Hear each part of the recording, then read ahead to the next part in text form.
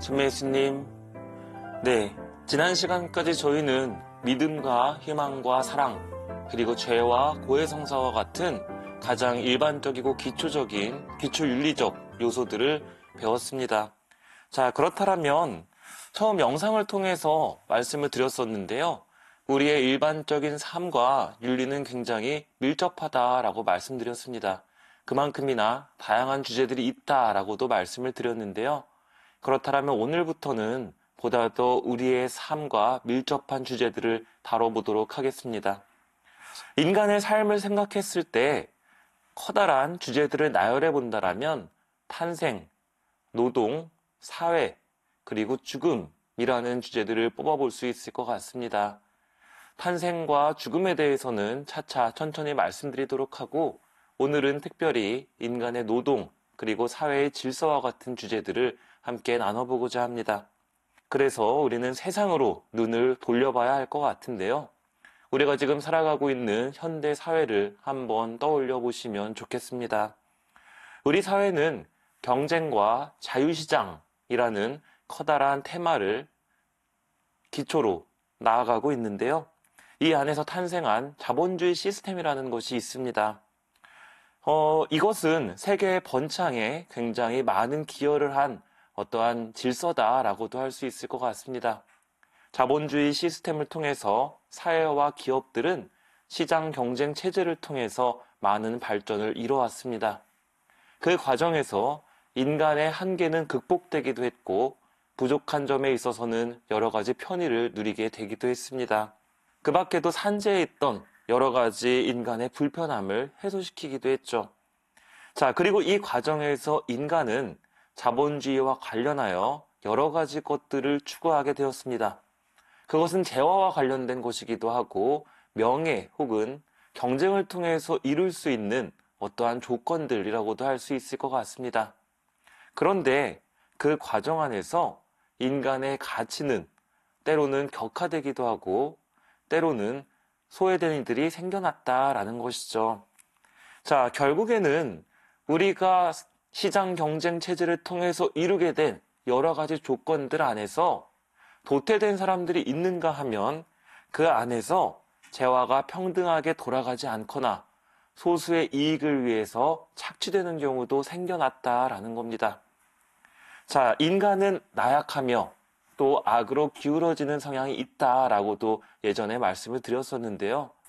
우리가 모든 것들을 공평하게 나누고 혹은 서로가 서로를 배려하며 살아갈 수 있다라면 참 좋겠지만 여러 가지 인간의 질서 안에서 혹은 성격 안에서 그것이 실질적으로 잘 이루어지지 않고 있음을 우리는 잘 알고 있습니다.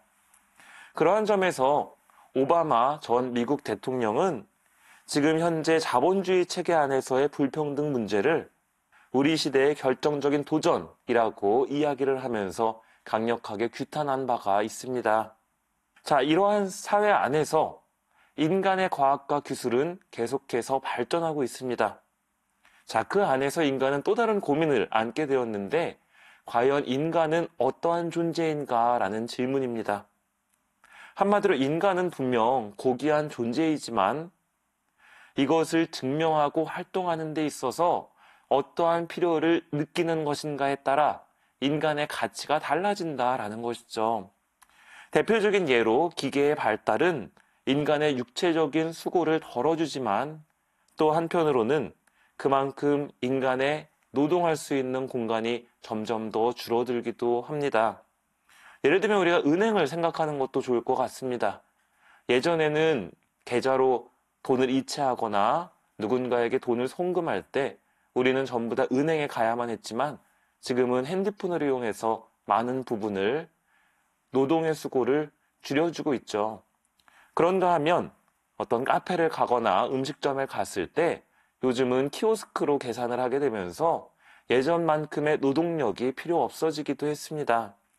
톨게이트를 통과할 때도 우리는 하이패스라는 개념을 통해서 사람에게 돈을 지불하지 않고 기계가 그것을 대신해주는 역할을 하고 있다라는 것이죠. 그렇다면 인간의 필요, 인간의 수고는 점점 더 사라지게 된다라는 겁니다. 자, 이러한 점에서 유발 하라리는 이렇게 이야기를 합니다. 산업혁명을 통해서 도시 노동자라는 새로운 계급이 생겨났다. 더 많은 분야에서 컴퓨터는 나날이 발전하고 이것은 인간의 능력을 뛰어넘는다. 대부분의 일에서 인간은 쓸모없는 존재가 될 것이며 결국 21세기의 커다란 정치적, 경제적 질문은 인간은 무엇에 필요한가 또는 그렇게 많은 인간이 무엇에 필요한가일 것이다. 그의 답은 인간을 행복하게 해주는 것이다. 그러나 과연 그것이 약물과 컴퓨터 게임뿐이라면 그것을 과연 매력적인 미래라 할 수 있는가? 부유한 자는 가상의 신으로 업그레이드되고 가난한 자는 쓸모없는 단계로 하락한다.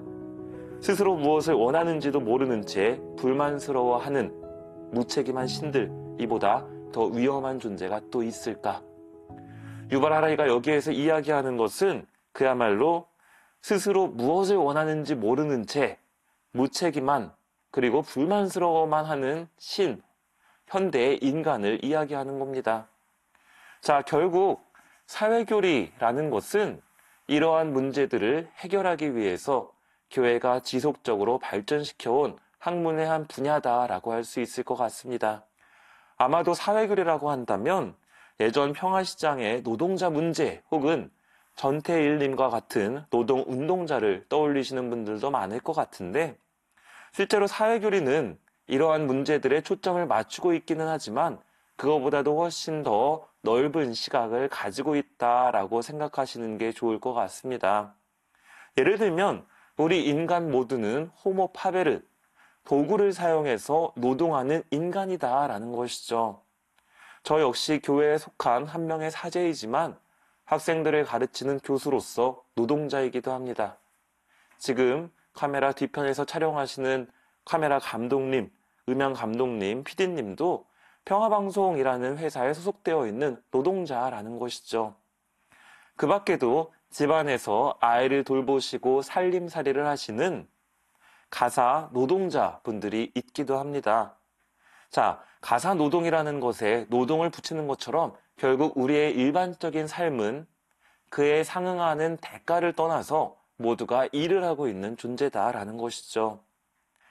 하지만 만약 내가 일한 만큼의 보상을 받지 못한다라면 혹은 사회적 인정을 받지 못한다면 그것은 우리 존재에게 있어서 커다란 불행을 초래합니다. 불평등과 착취 혹은 부정의함이 여기에서 탄생할 수 있다는 것이죠. 그렇기 때문에 그리스도교의 사회교리는 노동과 관련된 문제들을 다루는 한편 인간 존재가 이루고 있는 사회의 질서를 다루고 있다라고 할 수 있습니다. 일단 인간에게 있어서 노동은 매우 중요하다는 것, 그리고 노동은 인간에게 필수적인 것이라는 것, 그리고 재화 역시도 필수적인 부분이라는 것, 인간은 자신의 일에 대한 합당한 권리를 누려야 한다라는 것, 이것이 사회교리의 가장 기본적인 명제다라고 할 수 있습니다. 결국 이것은 하느님께서 창조하신 인간의 존엄성을 지키기 위한 것이다 라고도 할 수 있습니다. 이 중심에는 결국 인간이 있다라는 것이죠.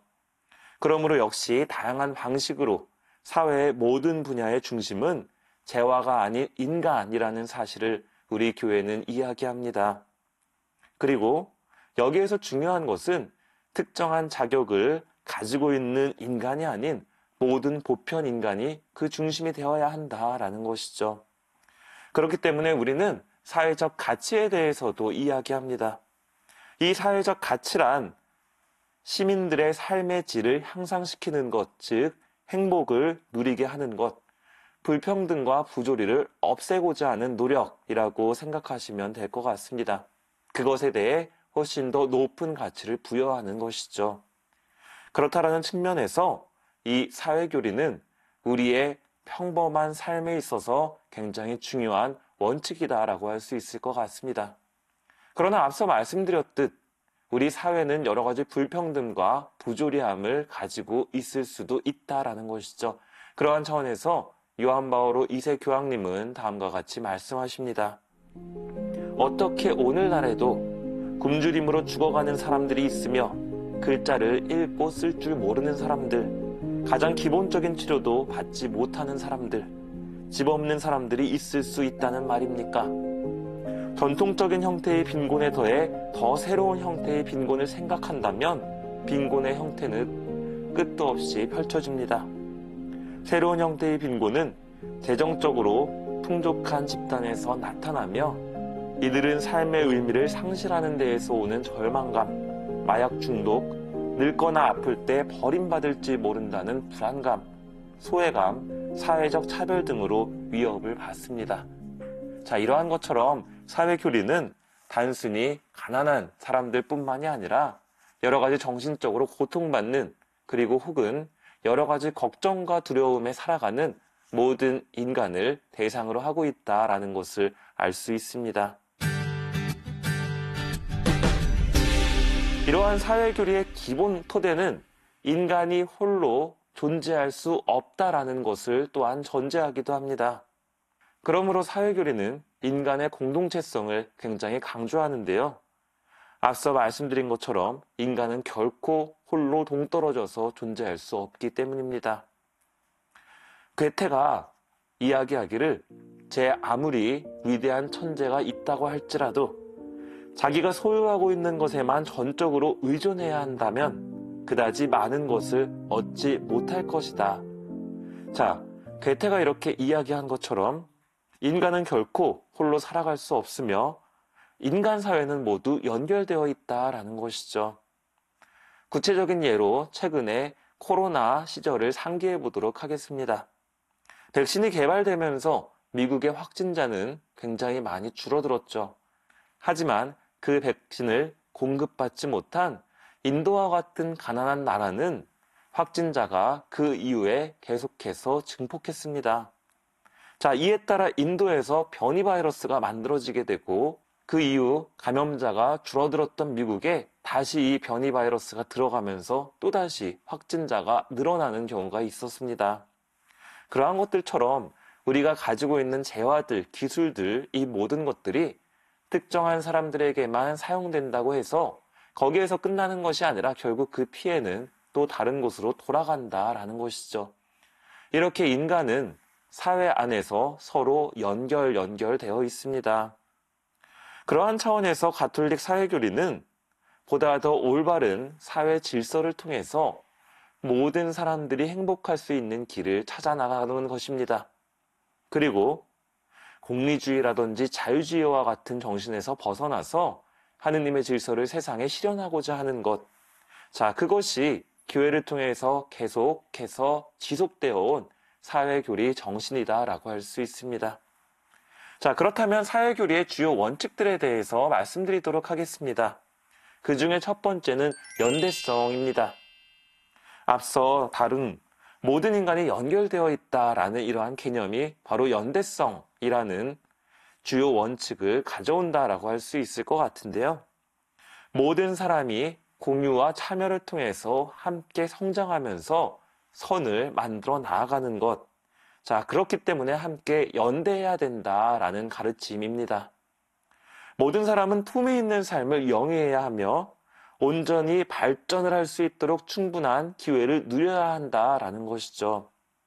그렇다라는 차원에서 인간의 가장 기본적인 권리, 자, 그러한 것들이 피부색이라든지 종교, 재능, 출생지, 거주지, 여러 가지 어떠한 특성에 의해서 소수에게만 돌아가게 된다면 그것은 굉장히 사회적 불행을 낳는다라고 할 수 있습니다. 자, 이 연대성에 반대되는 개념이 있는데요. 그 개념은 현대 사회에 만연하다라고 할 수 있는 해체주의라고 할 수 있습니다. 해체주의는 나만 잘 살면 돼, 나만 아니면 돼, 나의 이익을 위한 것에만 몰두하는 것이라고도 할 수 있을 것 같습니다. 더 쉬운 말로는 각자 도생, 자, 그것을 위한 정신이다라고 할 수 있습니다. 자, 우리 교회는 이러한 해체주의 혹은 이기주의 이후 남는 것은 무한한 소비 욕구 그리고 공허한 개인주의일 뿐이다 라고 이야기합니다. 사회교리의 두 번째 주요 원칙은 보조성의 원리입니다. 이는 모든 상위 질서의 사회가 하위 질서의 사회들에 대해 도움을 주어야 한다라는 것인데요. 따라서 예속되어 있는 소규모의 사회들, 아주 간단한 예를 들면 국가가 상위 질서고 시민들이 하위 질서다라고 할 수 있겠죠. 국가는 소규모의 사회, 시민들을 위해서 혹은 어떤 시를 위하여, 어떤 지역을 위하여 지속적인 도움을 주어야 한다라는 겁니다. 이것은 특정 형태의 중앙집권화를 의미하는 것은 아니고요. 국가가 부당하고 과도한 상황에 처해 있는 개인들, 그들을 도와주어야 한다라는 것이죠.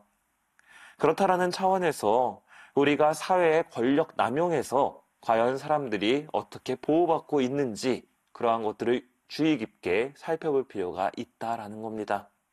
그리고 더 큰 평등과 정의 혹은 평화를 위해서 공권력이 정당하게 개입할 수 있다라는 개념이기도 합니다. 사회규리의 세 번째 주요 원칙은 재화의 보편적 목적입니다. 이 보편적 목적은 우리가 성경 말씀을 통해서도 잘 알 수가 있는데요. 하느님께서 인간을 창조하시고 땅을 주심으로써 노동이라는 임무를 맡겨주십니다. 그렇게 하면서 창조된 재화가 모든 사람들에게 돌아갈 것을 하느님께서 우리에게 요구하신다. 즉, 땅을 잘 일구고 돌보아라 라고 말씀하셨다라는 것을 우리는 알고 있습니다. 그러한 차원에서 차별과 편애 없이 인간에게 땅과 여러 가지 자원을 내어주셨다라는 것이죠. 그러므로 인간은 이러한 지상의 재화를 누리는데 보다 더 보편적인 권리를 지녀야 한다라고 합니다. 그렇다고 해서 교회가 어떤 사유재산에 대해서 거부를 한다거나 사회주의 혹은 공산주의적 개념을 이야기하는 것은 아닙니다. 다만 재화가 가능한 많은 사람들에게 돌아갈 수 있도록 서로가 서로를 배려해야 된다라는 것이죠. 대표적인 예로 책임을 걷어서 사회의 소외계층을 돕는 것, 그리고 혹은 백신과 같은 필수적인 재화들이 가난한 이들에게도 돌아갈 수 있도록 국가가 도와주는 것. 그러한 것들이 재화의 보편적 목적을 가장 잘 실현하고 있는 우리 사회의 한 모습이다라고 할 수 있습니다. 사회교리의 주요 원칙 네 번째는 가난한 이들을 위한 우선적 선택이다라고 할 수 있습니다. 가난한 이들은 그렇다면 과연 어떤 사람을 의미하는 것일까요? 앞서 요한 바오로 2세의 말씀처럼 단순히 물질적으로 가난한 사람들, 당연히 이들이 가장 1차원적으로 배려받아야 할 사람이고 그 외에도 여러 가지 존재적인 어려움에 처해 있는 사람들, 장애인 분들이라든지 아니면 여러 가지 내가 사회 안에서 나를 실현하는 데 있어서 어려움을 가지고 있는 노인들, 인종차별을 받는 사람들, 남성과 동일한 존엄성을 보장받지 못하는 여성들, 타인의 소유물로 전락되어 수단으로 취급받는 모든 인간 존재, 이러한 모든 이들이 가난한 이로 분류가 된다라고 할 수 있습니다. 그러한 차원에서 이러한 사회교리를 우리가 실현하기 위해서 애덕이 우리에게 요구된다라고도 할 수 있습니다. 그래서 프란치스코 교황님께서는 애덕에 대해서 다음과 같이 말씀하십니다. 고통받는 사람 곁에 있어주는 것이 애덕입니다. 고통받는 사람들을 직접 알지 못하여도 그러한 고통의 원인이 된 사회적 조건들을 바꾸려고 최선을 다하는 것도 애덕입니다. 누군가 연로한 어르신이 강을 건너는 것을 돕는다면 이것은 탁월한 애덕의 행동입니다. 한편 정치인은 그 강에 다리를 놓습니다. 이것 또한 애덕입니다. 라고 이야기하십니다. 그렇다면 우리는 일반적인 사회 안에서 얼마나 가난한 이들을 위해서 애덕을 실천하고 있는지, 그리고 내가 또 나아가서 할 수 있는 것은 무엇인지 잘 고민해 볼 필요도 있을 것 같습니다. 사회교리에 있어서 기억해야 할 몇 가지 의무 또한 있는데요. 그중 첫 번째는 공동선입니다. 이 공동선은 우리가 함께 이루어 나가야 하는 하느님 나라, 선한 세상, 그것을 의미한다라고 할 수 있습니다. 이것은 마치 개별적인 선을 종합하는 개념이 아니라 함께 일궈나가는 선을 의미하는 것이다. 우리 사회는 공동선을 향해서 노력해야 한다. 특정한 소수의 사람들을 위한 노력만 있어서는 안 된다라고 이야기할 수 있습니다. 두 번째, 사회교리를 잘 실천하기 위해서 기억해야 할 의무는 정의입니다. 정의라는 것은 인간이 권리로 가지고 있는 것을 충족해주는 것을 의미하는데요. 윤리적 관점에서 정의란 각자가 권리로 가지고 있는 것 혹은 그에 마땅한 것을 그에게 돌려주는 것을 의미합니다. 토마스 아퀴나스 성인은 그래서 정의를 이렇게 이야기합니다. 각자에게 그의 권리를 돌려주는 확고하고 항구한 의지가 곧 정의이다. 자, 이렇게 우리는 다른 사람들이 가지고 있는 것을 보장해주고 그리고 마땅히 돌려받아야 할 것을 돌려주는 사회를 실현시켜야 한다라는 것이죠. 마지막 세 번째는 노동은 자본보다 본질적으로 우위에 있다라는 겁니다. 결국 인간의 재화는 노동보다 우위에 있을 수 없다라는 것이죠. 인간은 노동을 통해서 자아를 실현하고 다른 사람들과 관계를 맺습니다. 만약에 그 안에서 우리가 벌어들이는 것 혹은 누군가로부터 받을 수 있는 재화가 삶의 목적이 된다라면 인간은 도구화가 됨으로써 인간의 존엄성을 보장해주지 못하기 때문에 반드시 우리는 우리가 가지고 있는 재화나 자본보다 노동이 더욱더 중요하다라는 것을 되새겨야 한다라고 교회는 이야기합니다. 자, 우리 사회를 다시 한번 생각해 봤을 때 여러 가지 어려움을 겪고 있는 이들이 주변에 있습니다. 물질적인 어려움, 정신적인 어려움, 그리고 여러 가지 외로움과 고독함. 이 과정 안에서 우리가 애덕을 실천하는 것이 사회교리의 중요한 가르침을 따르는 것. 무엇보다 이 세상에서 활동하시는 하느님과 협력하는 것이다 라는 것을 잘 기억하시면서 또 사회교리적 애덕을, 사랑을 실천하시는 여러분들이 되시길 바랍니다. 감사합니다.